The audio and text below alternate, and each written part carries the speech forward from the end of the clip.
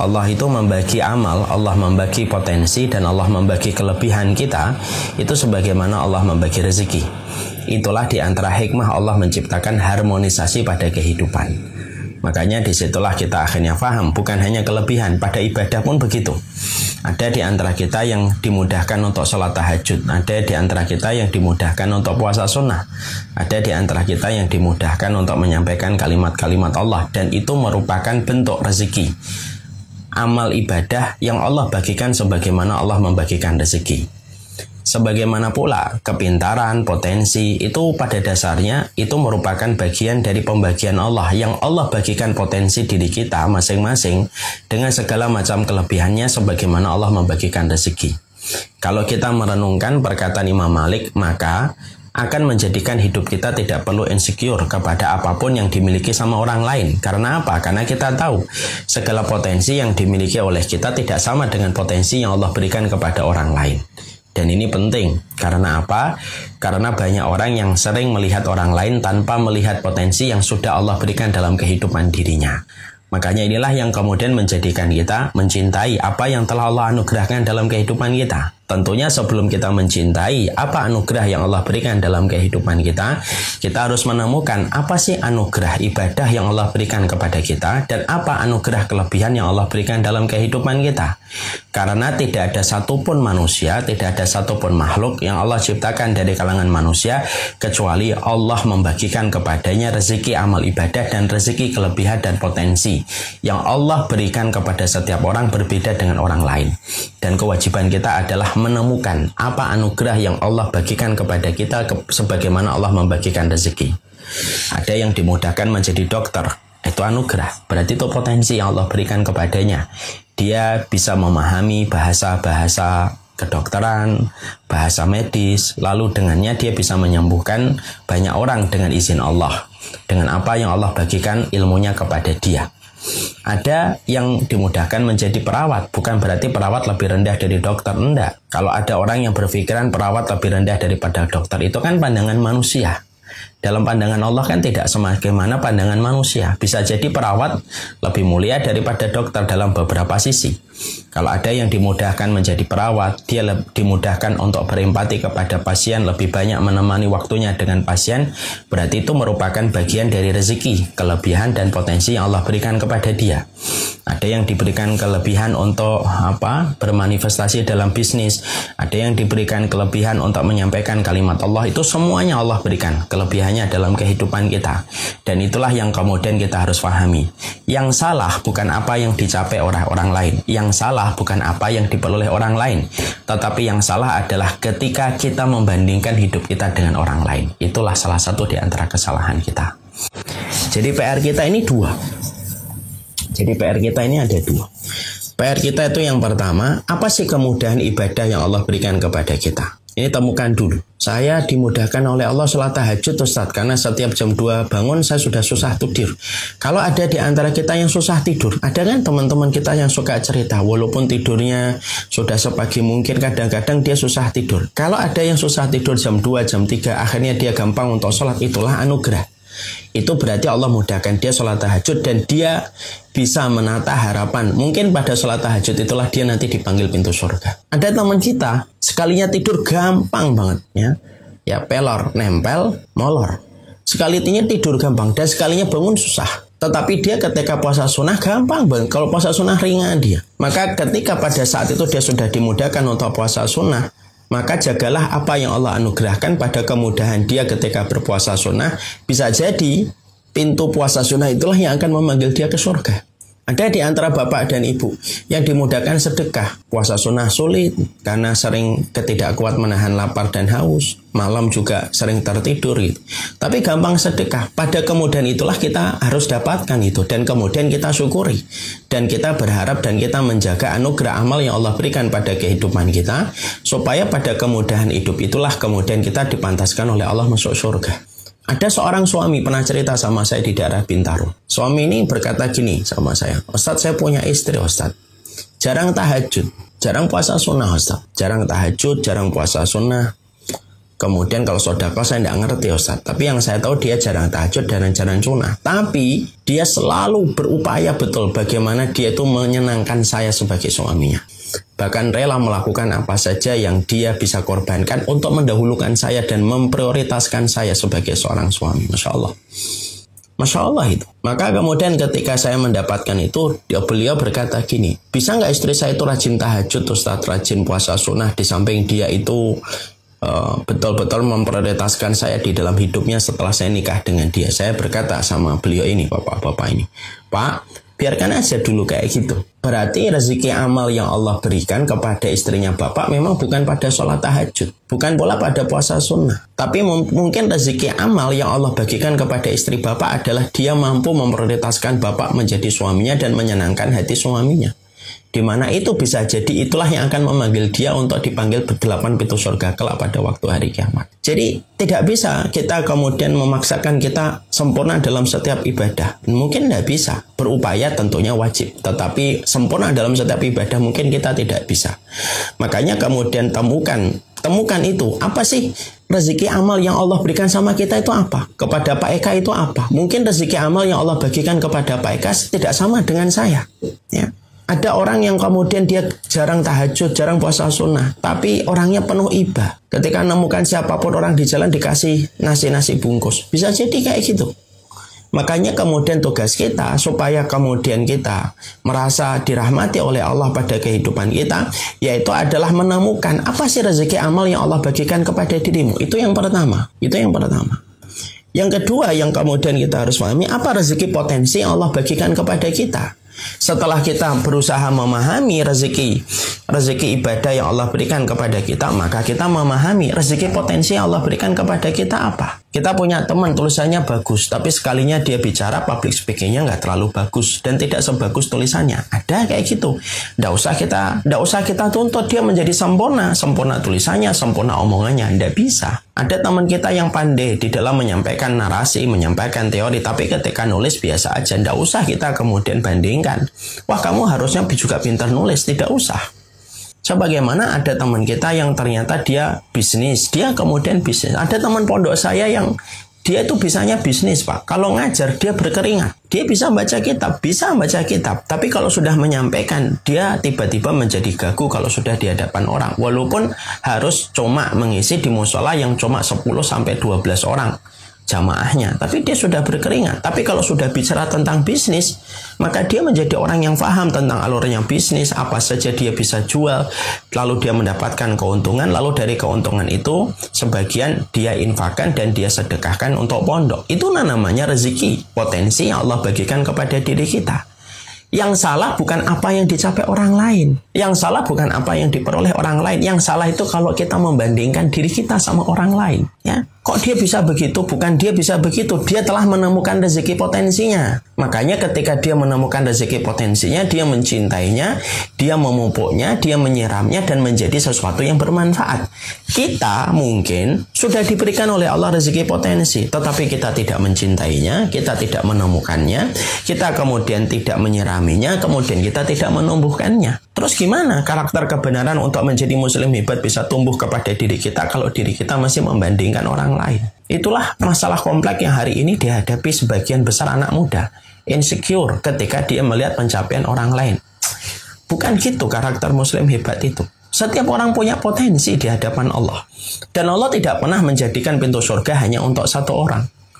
Makanya kan kita melihat pintu surga itu ada berapa? Pintu surga ada 8. Pintu surga ada 8, Ustaz. Iya, pintu surga ada 8. Pintu surga ada 8. Ada pintu jihad, ada pintu ilmu, ada pintu puasa. Ada banyak pintu dengan nama amal mereka masing-masing.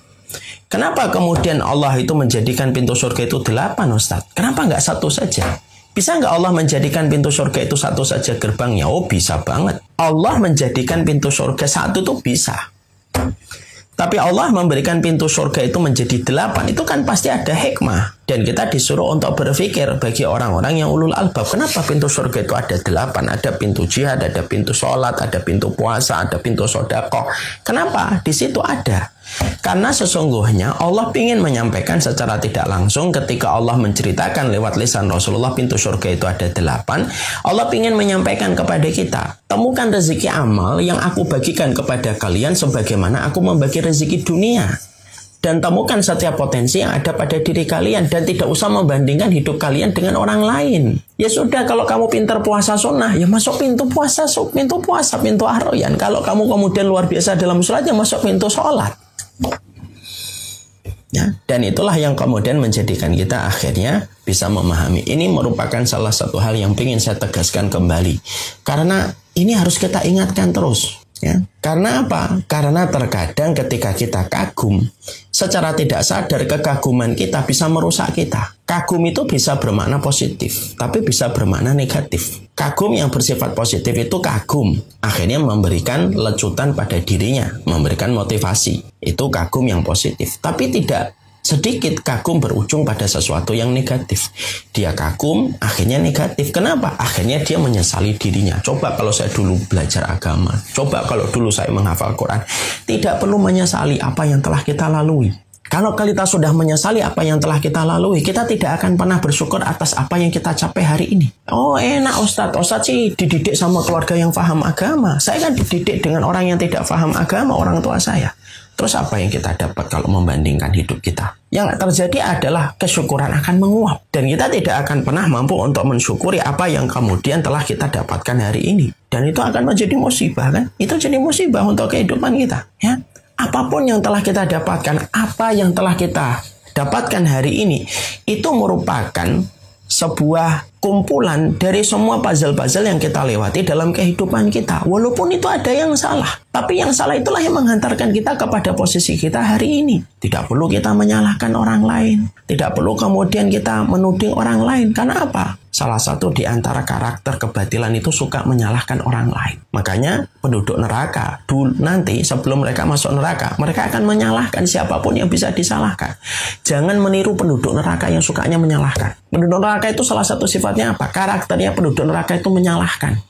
Dia salahkan bapaknya, dia salahkan orang yang dia ikuti, dia salahkan orang yang dia follow, dia salahkan setan sampai setan diberikan oleh Allah kesempatan untuk berkhutbah sebelum semuanya masuk neraka. Itu karakternya penduduk neraka itu nyalahin. Nggak bisa kita nyalahin, itu nggak bisa. Yang bisa kita lakukan adalah syukuri apa yang Allah berikan kepada kita dan tidak usah membandingkan hidup kita dengan orang lain. Allah memberikan fase-fase kehidupan kita berbeda-beda yang tidak perlu kita samakan. Kenapa sih potensi tidak disamakan aja Ustaz? Kalau potensi disamakan tidak ada keindahan dalam kehidupan. Kalau semuanya jadi dai, siapa yang ngobatin orang sakit? Kalau semuanya jadi dokter, siapa yang menyampaikan kalimat kebenaran? Kalau semuanya jadi dokter, kemudian siapa yang akan menjadi pebisnis? Tidak bisa.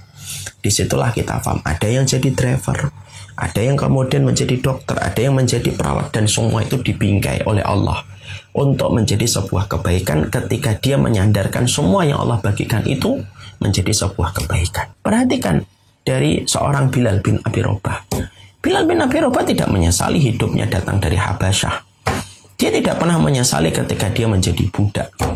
Dia tidak pernah kemudian menggugat orang tuanya yang mewariskan perbudakan untuk dirinya. Tidak pernah. Apa yang terjadi? Allah angkat dirinya seorang Bilal bin Abi Rabah akhirnya menjadi muadzin Rasulullah. Dan namanya abadi harum setiap zaman. Sampai hari ini pun tidak sedikit orang tua yang menamakan anaknya itu adalah Bilal. Karena berharap dan berdoa semoga anaknya bisa mendapatkan keberuntungan iman sebagaimana Bilal. Nah, itulah yang kemudian menjadikan kita memahami, Masya Allah. Inilah yang kemudian kita harus mengerti. Jangan bandingkan hidup kita sama orang, karena setiap orang itu diberikan anugerahnya itu beda-beda oleh Allah. PR kita itu mencintai, tapi sebelum kita mencintai apa yang Allah anugerahkan, ibu mencintai profesinya menjadi dokter, udah cintai profesi itu.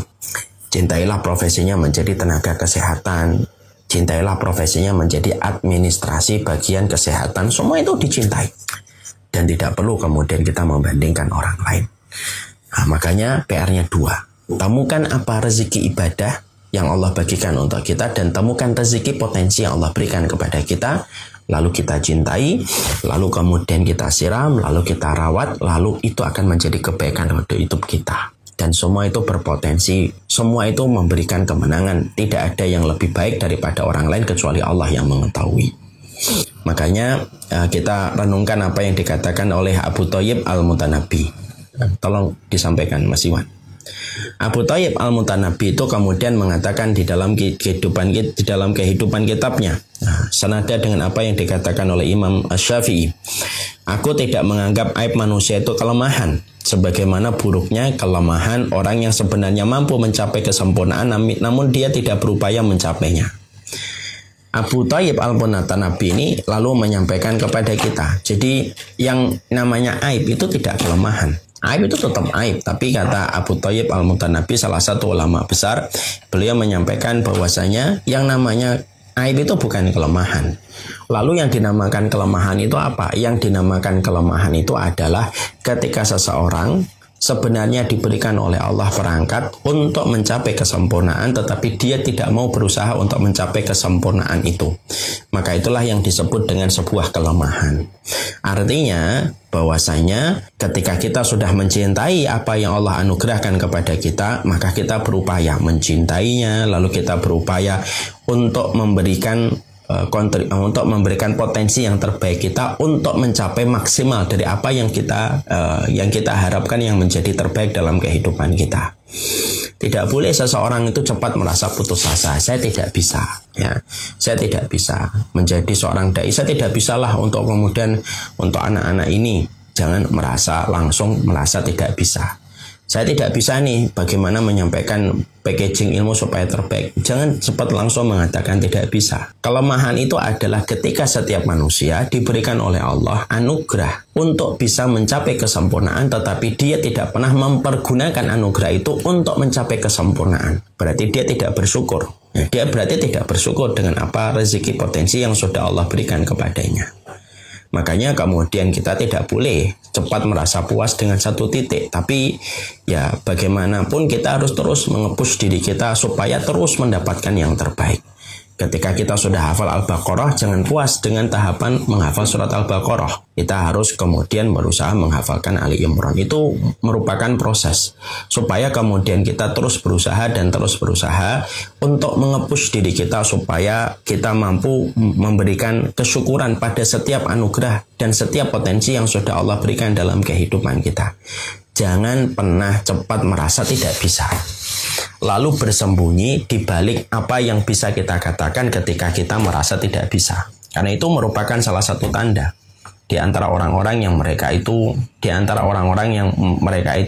tidak bersyukur terhadap potensi kelebihan yang Allah berikan dalam kehidupan mereka. Ya, kita berikan apa yang kita kemudian terus, karena Allah memberikan kepada kita seluruh perangkat dalam kehidupan kita, di mana kita itu bisa mendapatkan yang terbaik dan kita bisa memperoleh yang terbaik. Ada salah satu tim Syamila itu, kalau beliau ini nge-push kepada para santri, beliau itu selalu menyampaikan kepada para santri-santri yang ada di Syamila series. Beliau ini kemudian selalu menyampaikan sebuah motivasi, ya. Tidak ada yang tidak bisa. Selama kita masih manusia dan urusannya masih urusan dunia, itu tidak ada. Pasti bisa. Yang menjadi masalah adalah apakah kita sudah memberikan usaha terbaik kita ataukah belum. Kadang-kadang kita baru memberikan usaha biasa, kemudian kita merasa tidak bisa menyelesaikan masalah. Tidak. Berikan usaha terbaikmu, pasti Allah itu akan memberikan jalannya. Makanya Allah kan menyampaikan walladzina jahadu fina lanahdiyannahum subulana. Orang yang bersungguh-sungguh di dalam jalan kami, maka Allah yang kemudian akan memberikan jalannya. Jalan-jalan kami, artinya itu maknanya bisa umum, maknanya kepada orang yang mencari kebenaran, tapi maknanya adalah orang yang bersungguh-sungguh di dalam mencapai sesuatu, pasti Allah akan yang tunjukkan jalannya. Karena Allah tahu setiap usaha yang terbaik yang telah diberikan, maka Allah akan memberikan yang terbaik dari apa yang telah mereka usahakan. Jadilah kemudian itulah yang menjadikan kita akhirnya berusaha.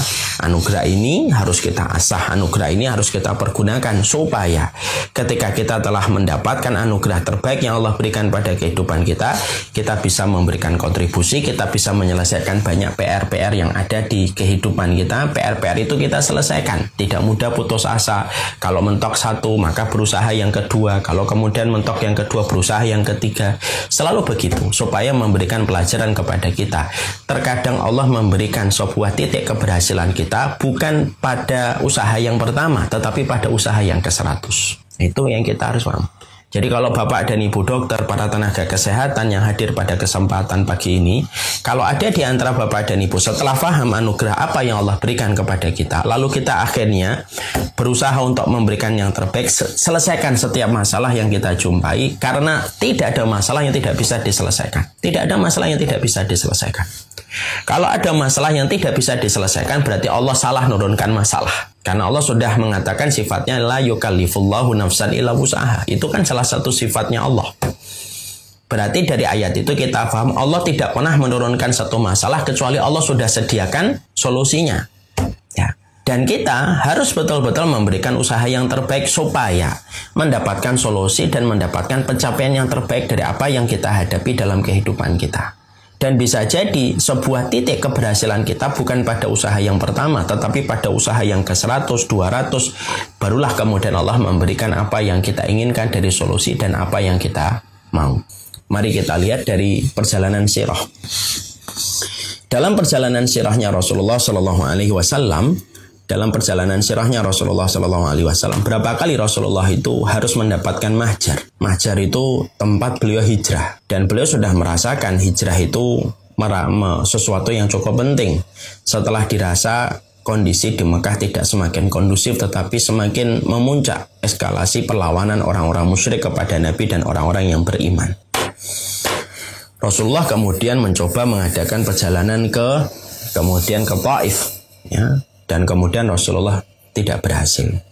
Apakah kemudian Rasulullah langsung berhenti pada perjalanan beliau ke Taif? Tidak. Kemudian Rasulullah menemukan perjalanan ke Habasyah. Bagaimana kemudian para sahabat, mereka kemudian ke Habasyah.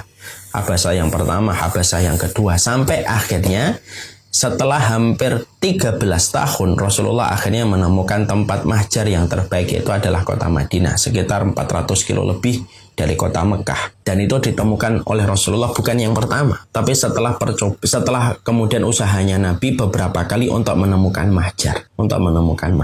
Itu yang kemudian kita dapatkan sebuah pelajaran. Rasulullah saja ketika mendapatkan mahjar, mendapatkan tempat untuk hijrah, Rasulullah tidak langsung dapat. Tapi Rasulullah itu kemudian mengadakan perjalanan ke Taif, kemudian perjalanan mengirimkan para sahabat ke Habasyah, baru akhirnya beliau mendapatkan Madinah, kota Yathrib, yang akhirnya menjadi jawaban dari eskalasi perjuangan Nabi SAW di kota Mekah selama 13 tahun, baru terorganisir setelah Nabi pindah ke kota Madinah. Itu setelah 13 tahun. Padahal sekelas Rasulullah. Yang mana sekelas Rasulullah SAW,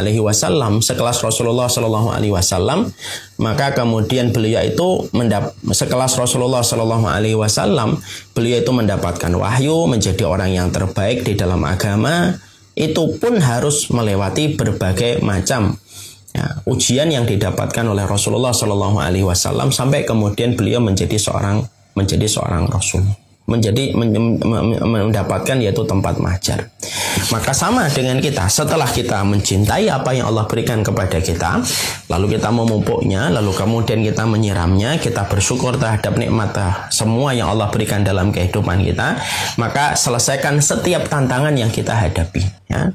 Dan jangan pernah puas kepada satu titik keberhasilan kita.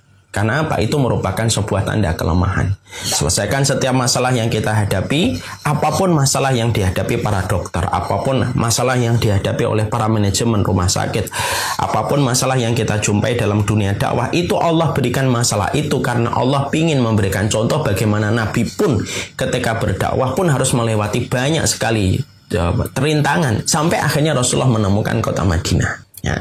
Maka kemudian inilah yang menjadikan akhirnya setiap dari kita itu tentunya setelah kita mendapatkan rezeki, amal, potensi Allah berikan kepada kita, bukan berarti setelah itu tantangan kita menjadi hilang. Tantangan kita malah banyak. Lalu Allah kemudian memberikan kepada kita, ayo berikan usaha supaya kemudian kamu bisa mendapatkan yang terbaik ketika menyelesaikan satu persatu rintangan yang kamu jumpai. Ada seorang ustadz yang kadang-kadang gini, dia berdakwah tidak diterima. Lalu kemudian dia menyalahkan masyarakat. Itu kan tidak betul kalau menurut saya. Dia berdakwah tidak diterima sama masyarakat, belum diterima masyarakat. Dia langsung menyalahkan masyarakat sih memang tidak beriman. Kebanyakan manusia tidak bersyukur. Itu paling gampang, nyalain orang itu paling gampang. Nah, banyak karakter-karakter yang semacam itu. Mungkin dulu saya juga gitu. Ketika kemudian nyampaikan, lalu kemudian ada yang tidak ini, langsung kita udahlah memang kebanyakan masyarakat begitu. Itu paling gampang. Itu cara paling instan untuk menyalahkan orang. Tapi ternyata bahwasanya Masya Allah kita belajar. Bukan kadang-kadang masyarakatnya yang mereka menolak kebenaran yang kita sampaikan. Mungkin metode di dalam kita menyampaikan kebenaran itu belum mencapai yang maksimal. Sampai akhirnya masyarakat itu belum mau untuk mendengarkan kita. Tapi setelah kita rubah caranya, metodenya sesuai yang syariah, dan merubah metode itu yang syari, ternyata banyak orang yang berbondong-bondong untuk mau mendengarkan. Jadi sebenarnya adalah setiap dakwah ketika mengalami hambatan, jangan gampang-gampang nyalin orang dulu. Tapi adalah bagaimana kita mengintrospeksi diri kita. Supaya kemudian apa? Kita ini tidak gampang menyalahkan orang lain, lalu tidak mau menyalahkan diri kita. Itu termasuk dari bentuk syukurnya kita terhadap rezeki potensi yang Allah berikan kepada kita. Dia sih enak, kalau dia begini, makanya masalahnya selesai. Kalau saya kan susah. Itu namanya kemudian menyalahkan kondisi sekitar. Tapi kita selalu berusaha betul. Bagaimana ketika kita sudah mendapatkan rezeki, potensi yang Allah bagikan kepada kita, berisalah yang terbaik untuk memberikan yang terbaik. Setiap masalah kita hadapi, setiap rintangan kita hadapi, kita selesaikan dengan cara-cara yang terbaik. Kenapa? Allah tidak mungkin menurunkan satu masalah kecuali Allah sudah menyediakan solusinya. Temukan solusi itu dan jangan pernah berhenti sampai menemukan solusi itu dengan kita menambah ketakwaan kita. Tidak mungkin Allah itu menurunkan satu perkara kecuali Allah turunkan di situ tuh ada solusinya. Sebagaimana tidak mungkin Allah itu menurunkan penyakit kecuali pasti ada obatnya. Itu kan yang Allah ajarin kepada kita kan, ma'angzalallahu illa anzalallahu fihi dawa.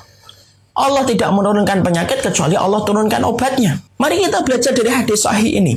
Apa yang Allah ajarkan di dalam hadis sahih ini? Allah ajarkan kepada kita dalam hadis sahih ini adalah setiap perkara itu pasti, kalau setiap penyakit ada obatnya, berarti setiap masalah itu pasti ada solusinya. Setiap kita sudah mendapatkan semua potensi kita, lalu mendapatkan rintangan, selesaikan, pasti ada solusinya. Ketika kita memberikan yang terbaik. Nah solusinya itu kemudian jangan pernah kita itu merasa cepat putus asa, lalu gampang menyalahkan orang. Dai itu tidak gampang nyalahin orang. Maaf ya, perusahaan iklan saja, ketika mereka membuat iklan, kok iklannya tidak booming dan tidak viral, tidak pernah perusahaan iklan itu menyalahkan masyarakat. Perusahaan iklan kemudian introspeksi secara internal di perusahaan mereka. Kenapa kok iklan kita tidak booming?